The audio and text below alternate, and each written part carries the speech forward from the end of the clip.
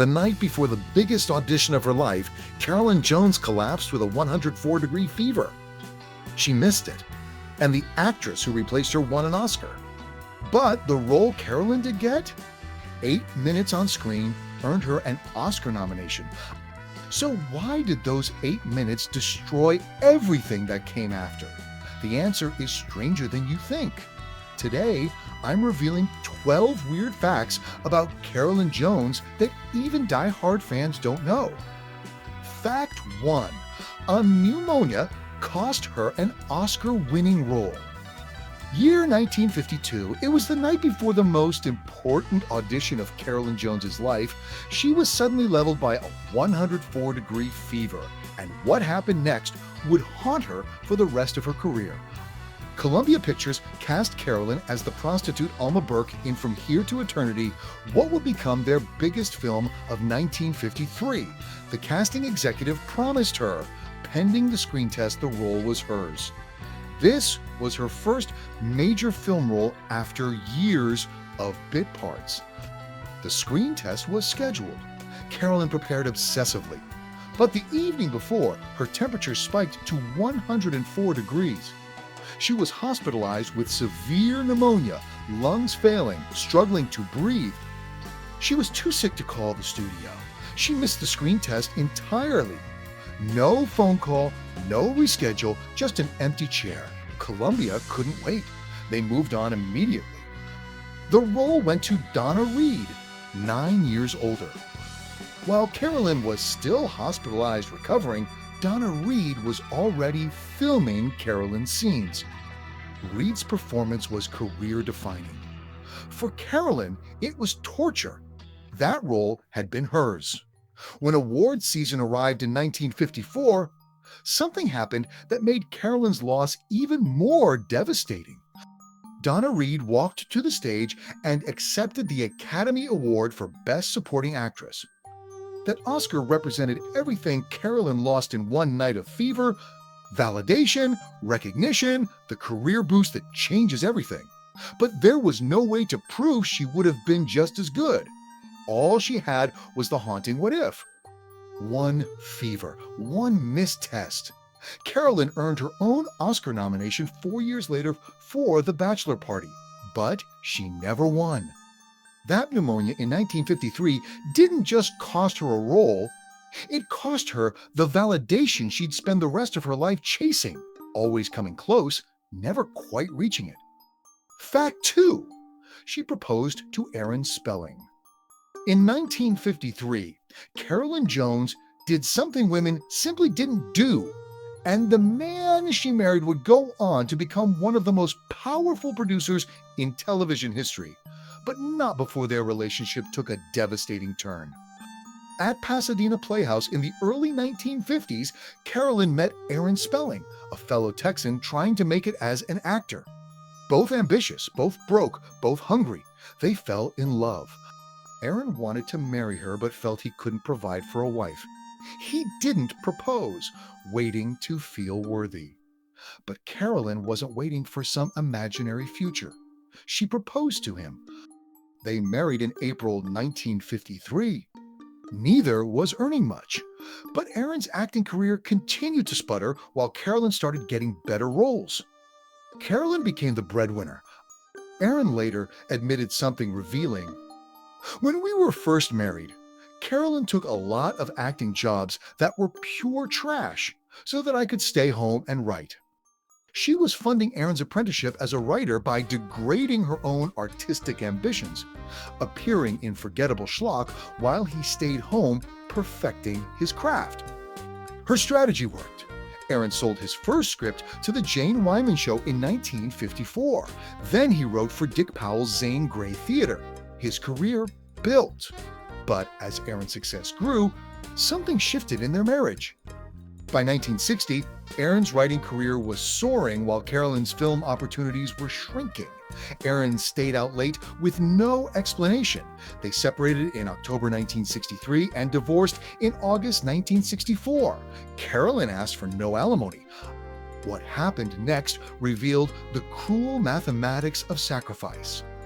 Aaron Spelling went on to create Beverly Hills 9, 0210, Dynasty, Charlie's Angels, becoming one of the wealthiest producers in television history, eventually worth over $500 million. Carolyn got typecast as Morticia Addams and struggled to find work for years. The woman who proposed marriage, who supported his writing dreams with those trash jobs, who believed in him when he didn't believe in himself, she watched him build a $500 million empire using the exact lesson she taught him: sacrifice everything for your art. Except he'd sacrificed her career, not his own. Fact 3. 8 minutes to an Oscar nomination. Carolyn Jones appeared on screen for exactly 8 minutes in The Bachelor Party, and what happened because of those 8 minutes shocked everyone, including Carolyn herself. The part required complete transformation. She cut her hair drastically short and dyed it jet black, creating a striking look. She was playing a Greenwich Village beatnik, nothing like the blonde bombshells Hollywood celebrated. The role was tiny. 8 minutes total. Most actresses would treat it as throwaway. But Carolyn understood it's not about quantity, it's about intensity. She poured everything into those 8 minutes, creating a fully realized character with depth and haunting vulnerability. When the film was released in 1957, critics raved. Buzz built around this dark-haired actress who'd appeared so briefly but left such an impression. Then came the announcement that changed everything. The Academy nominated her for Best Supporting Actress. Some Best Actress winners have had less screen time, but Carolyn's night at the Oscars would end very differently. When the envelope opened at the March 1958 ceremony, another name was called: Miyoshi Umiki for Sayonara. She didn't go home empty-handed. She won the Golden Globe for New Star of the Year for Marjorie Morningstar the same year, but the Oscar itself eluded her. Carolyn Jones would never be nominated for an Academy Award again. That 1958 nomination was her only shot at Oscar glory.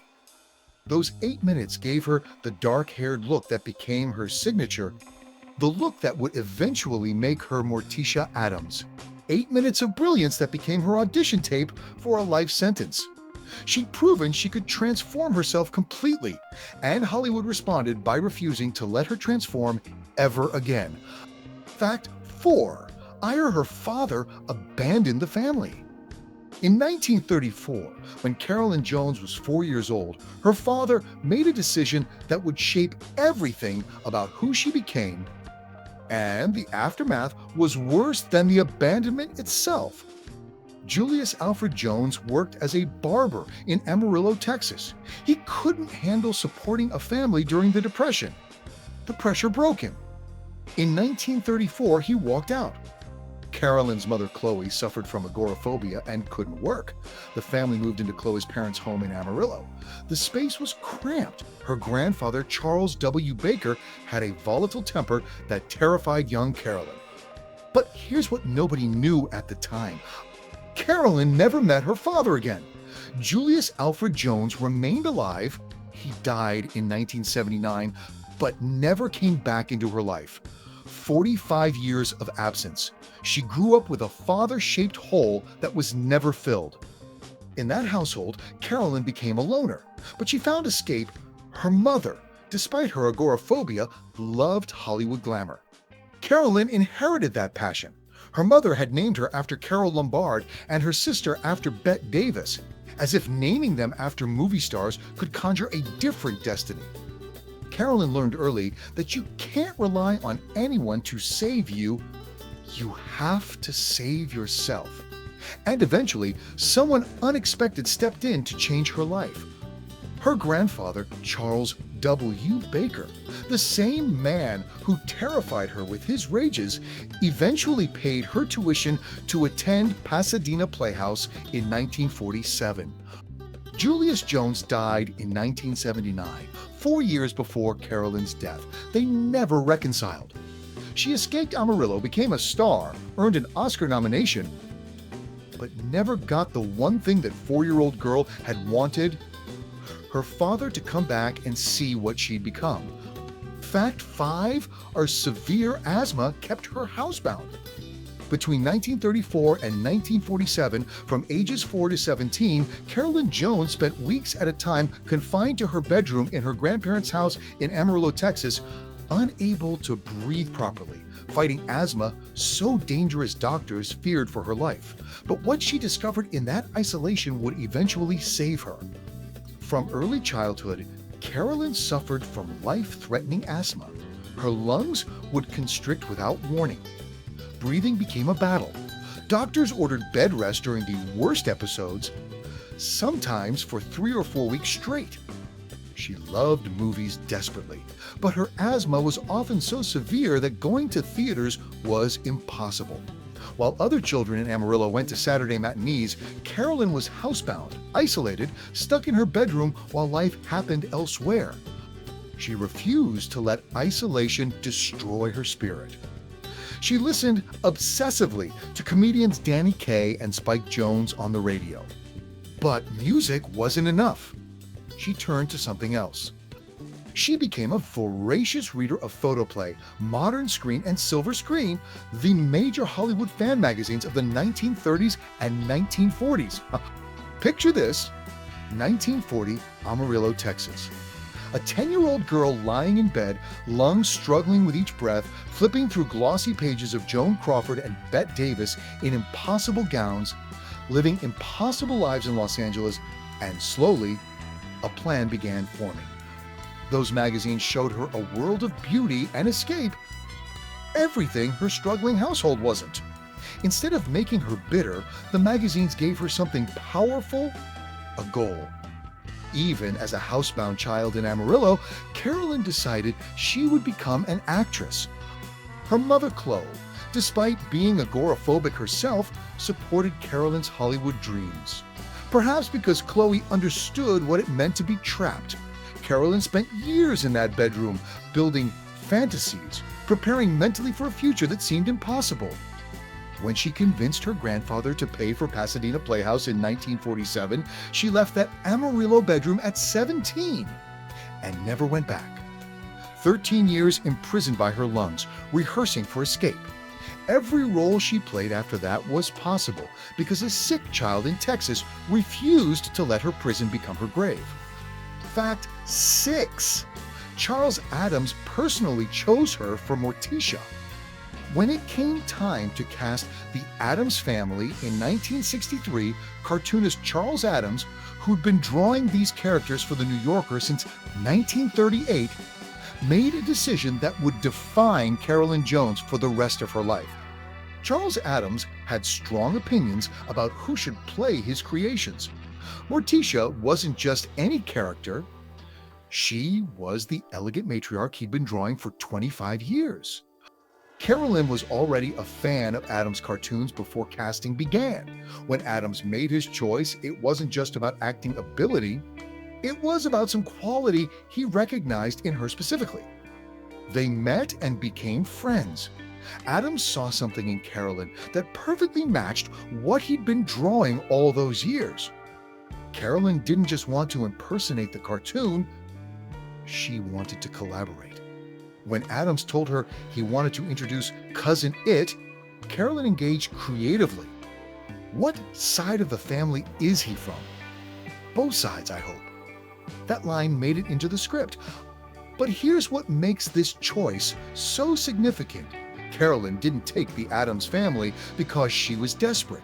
She took it because she genuinely related to Morticia, a character with a twisted sense of humor who found joy in darkness. The costume helped define the character. Carolyn's skirt was so narrow she could barely move, but that restriction became an advantage. She developed a minimum of movement, which contributes to the feeling of calmness and elegance. Biographer James Pilot noted, "It was a very hard role to play because she had to look as though the drawings had come to life. Addams had chosen her because she was Morticia. And when the show was canceled after 2 seasons in 1966, Carolyn discovered the cost. Hollywood agreed so completely that they couldn't see anything else. she'd become the drawing, and drawings don't get to be anything else. Fact 7: the $500 dress that controlled her weight. The custom-made dress Carolyn Jones wore as Morticia cost $500 in 1964, and what it demanded from her body for 2 solid years sounds impossible until you understand the physics of the thing. The dress clung to every curve, created by costume designer Myrtle Logan to be simultaneously sensual and spectral. It looked perfect on camera, but there was a problem. The dress was so tight Carolyn could barely walk. Each step required careful mincing movements. After each day of filming, it took 20 minutes to peel the dress off her body. Costume designers eventually had to sew Velcro into the back just so Carolyn could move between takes. But the real challenge wasn't getting in and out of it. The dress didn't stretch, it didn't forgive. The Addams Family filmed 64 episodes from September 1964 to April 1966, which meant for 20 months, Carolyn's weight had to remain absolutely constant. No holiday binges, no stress eating, no letting go. Picture this: Carolyn standing in her dressing room at General Service Studios in Hollywood, trying to zip into a $500 gown that fits like a second skin, knowing that if she's gained even 2 pounds, the dress won't close and production will halt. Every meal became strategic, every bite calculated. Maintaining that control while working grueling television hours was nearly impossible. The dress became both costume and prison. But something unexpected came from this restriction. Carolyn explained, "My skirt is so narrow, I can only mince along. So I developed a minimum of movement which contributes to the feeling of calmness and elegance." What she described as elegant minimalism was actually physical necessity. Morticia's iconic gliding walk, the movement that made her seem supernatural, was born from the fact that Carolyn literally couldn't take normal steps. When the show was canceled in April 1966, Carolyn donated the dress to the Academy of Motion Picture Arts and Sciences, but 20 months of gliding instead of walking had reshaped her muscle memory. The dress was gone, but casting directors still saw that unnatural grace and thought Morticia. She'd altered her body to fit the costume, and she could never completely undo it. Fact 8: hype cast into oblivion. When The Addams Family was canceled in April 1966 after 2 successful seasons, Carolyn Jones wasn't worried about typecasting. She'd been an Oscar-nominated film star before television. But what happened next proved she'd made a catastrophic miscalculation. Carolyn had a solid film career before The Addams Family. She'd worked with Elvis, Sinatra, Hitchcock. She'd played diverse roles. When she took Morticia in 1964, it was because she found the character interesting, not because she was desperate. The show became a massive phenomenon. Carolyn achieved mega celebrity status at 35. But something was happening that she didn't notice until it was too late. When the show ended, she assumed she could return to varied work. The first sign came quickly. She appeared on Batman in March 1966, just weeks after the Addams Family finale, playing Marcia, Queen of Diamonds, a completely different character, campy and fun. But critics didn't see versatility. They wrote, "Morticia Jones camps it up on Batman." And then it got worse. Casting directors couldn't see Carolyn Jones, the actress, only Morticia in different clothes. She tried to break free. She took different parts, worked in theater, attempted to prove her range. But audiences and industry professionals had made up their minds. Her career opportunities shrank dramatically. Film roles dried up. By 1968, Carolyn was doing occasional guest spots, nothing substantial. She'd gone from Oscar-nominated film actress to that Morticia lady. Biographer James Pallant confirmed what Carolyn eventually realized: everyone always expected her to be Morticia Addams. She'd become so synonymous with the character that watching her portray any other role just wasn't the same anymore. 64 episodes across 20 months. That's all it took to define the remaining 17 years of her career. She'd made every correct artistic choice. The role was perfect.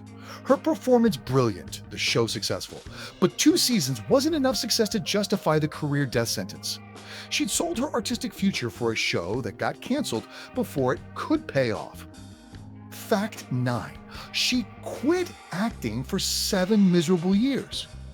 In December 1968, struggling after being typecast as Morticia, Carolyn Jones made a decision that her friends warned her against, and by the time she realized they were right, she'd lost something she could never get back. Herbert Green was a Tony Award-winning Broadway musical director. He'd been Carolyn's vocal coach. Their professional relationship evolved into romance. After her divorce from Aaron Spelling and the typecasting nightmare, Carolyn was vulnerable. They married on December 19, 1968. But Herbert had ideas about their life together, ideas that didn't include Carolyn's acting career. He persuaded her to leave Hollywood, quit the profession, and move to Palm Springs. Carolyn agreed. But her friends immediately raised alarms about Herbert. They found him strange, not particularly nice, and worried about his influence. Herbert had convinced Carolyn to erase herself, to give up her identity as an actress, her professional network, her purpose. Years passed. Carolyn was in her 40s, prime years for character roles, sitting in Palm Springs doing nothing. By 1975, 7 years had passed. She was 45 in an industry that considered women over 40 washed up. Then something broke. She admitted she'd completely lost her joie de vivre. She realized she missed acting desperately. It wasn't just a job, it was her identity, the dream she'd held since childhood. Restarting a career at 46 after 7 years would be nearly impossible. But on April 5th, 1977, Carolyn filed for divorce from Herbert Green and returned to Los Angeles, determined to reclaim what she'd abandoned. She came back at 47 to guest spots on Wonder Woman and Roots. Small roles. Nothing substantial. In 1968, she'd been typecast but employable. In 1977, she was typecast and forgotten.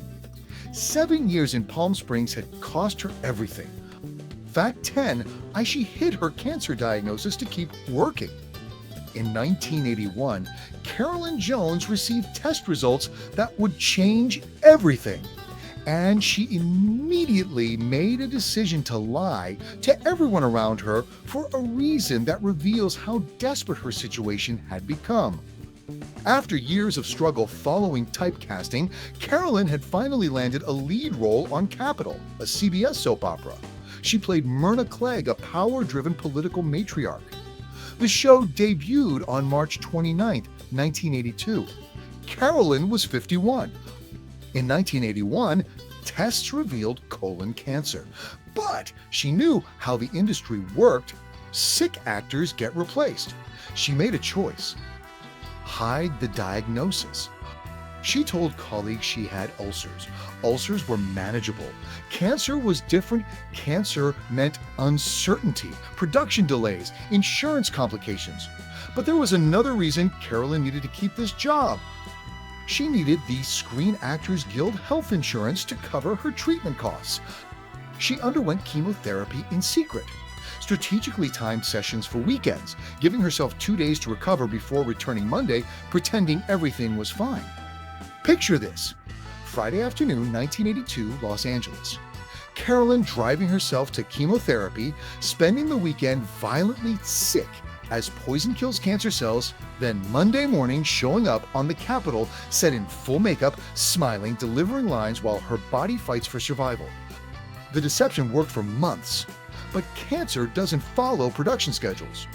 After apparent remission, the cancer returned in late 1982, more aggressive. It spread to her liver and stomach.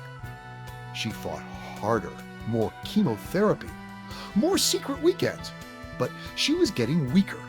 A fellow cast member noticed and reported Carolyn's deteriorating condition to producers. The truth came out. Terminal cancer. What the producers did next was unexpected. They didn't fire her. They wrote her illness into the storyline, making Myrna Clegg sick as well. Carolyn's real-life struggle became entertainment. Her pain transformed into plot points for ratings. But the ulcer lie had bought her 8 more months of being Carolyn Jones, actress, instead of Carolyn Jones, cancer patient. 8 months of dignity, and when they wrote her illness into the show, she didn't quit. She chose to work, to act, to be herself until there was nothing left to choose. Fact 11. She performed in a wheelchair while dying. By early 1983, colon cancer had spread through Carolyn's liver and stomach, and she was so weak she could barely stand, but what she did next shocked everyone who witnessed it. The cancer was terminal. Doctors said there was nothing more they could do. Chemotherapy wasn't working. Her body was shutting down. But Capitol was still in production. Carolyn chose to work until the very end. Acting was her identity. The dream she'd held since childhood, the career she'd sacrificed for, the art she'd returned to after 7 wasted years. But her body was failing rapidly. When she became too weak to stand for her scenes, they brought a wheelchair onto the Capitol set.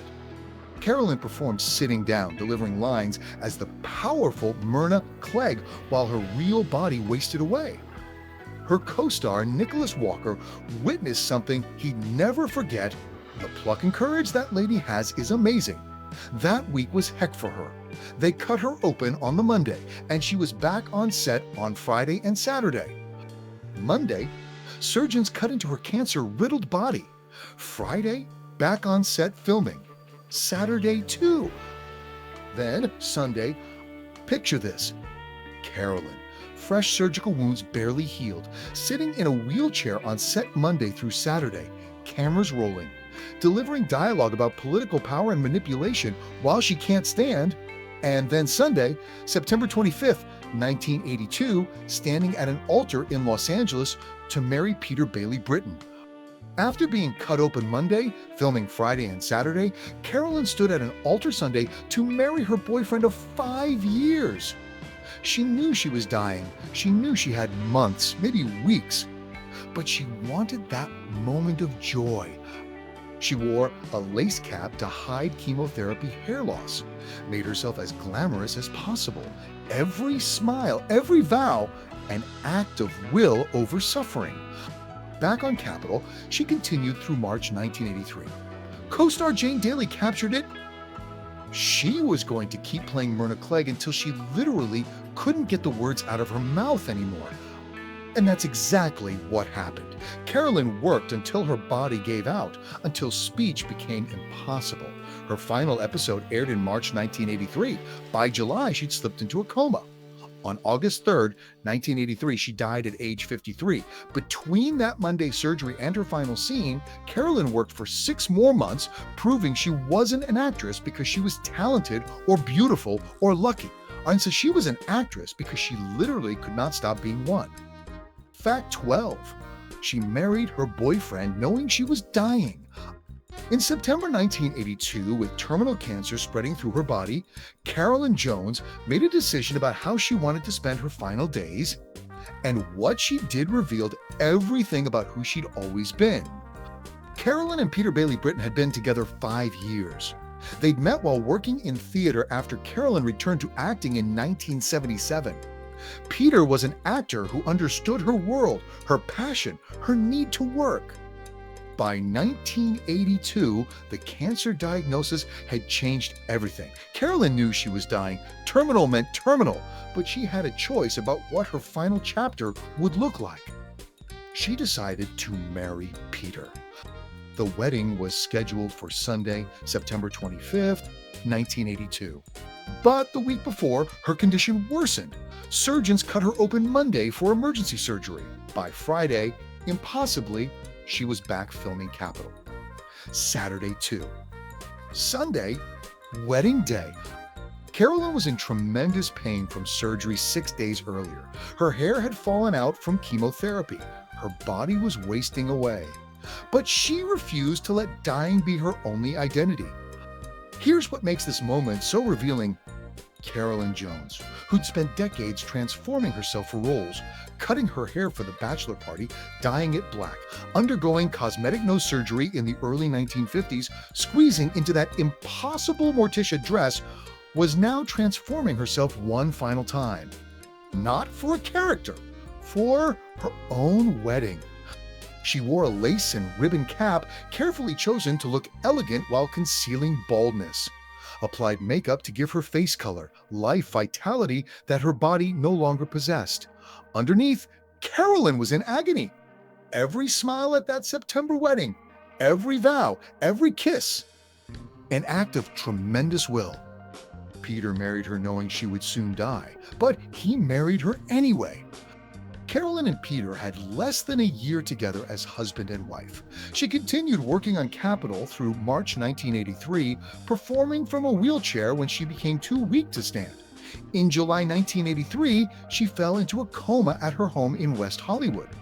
On August 3, 1983, she died at age 53 with Peter beside her. Before she died, Carolyn had told her sister Bet what she wanted her epitaph to be. She gave joy to the world. She'd spent her whole life transforming from a sick girl in Amarillo to a Hollywood actress, from Carolyn to Morticia and back again. And in her final transformation, she wasn't becoming a character someone else wrote. She was becoming exactly who she wanted to be, a bride, not a victim, a woman celebrating love, not mourning loss. She lived on her own terms, proposing when women didn't propose, playing Morticia when others saw only typecasting. And she died the same way, standing at an altar 6 days after surgery, choosing joy over surrender. Carolyn Jones spent her entire life transforming from a sick girl trapped in an Amarillo bedroom to an Oscar-nominated actress, from Carolyn to Morticia and back again. But her greatest transformation came at the end, standing at an altar 6 days after cancer surgery, choosing to be a bride instead of a victim, celebrating love instead of mourning loss. She lived on her own terms until the very last breath, and that's the performance Hollywood could never take away from her. If you liked this video, you may also like other videos in our channel about beautiful ladies of yesteryear.